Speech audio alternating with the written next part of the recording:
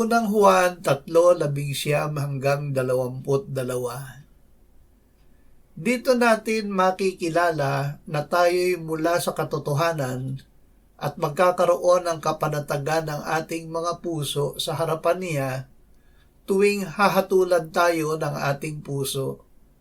Sapagkat ang Diyos ay higit na dakila kaysa ating puso at nalalaman niya ang lahat ng mga bagay.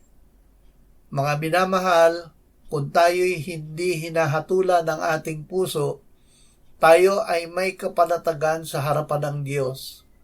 At anumang ating hingin ay tinatanggap natin mula sa Kanya, sapagkat tinutupad natin ang Kanyang mga utos at ginagawa natin ang mga bagay na kalugod-lugod sa Kanyang harapan. Tuparin ang utos ng Diyos. Ang Diyos ay gumagawa upang agad nating ipahayag sa Kanya ang ating kasalanan kung tayo'y magkasala.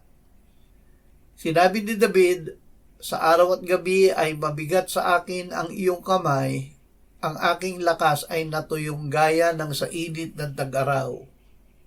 Kinilala ko ang aking kasalanan sa iyo at hindi ko ikinubli ang aking kasamaan. Aking sinabi, ipahahayag ko ang aking paglabag sa Panginoon at iyong ipinatawad ang bigat ng aking kasalanan." At sundin natin ang utos ng Diyos.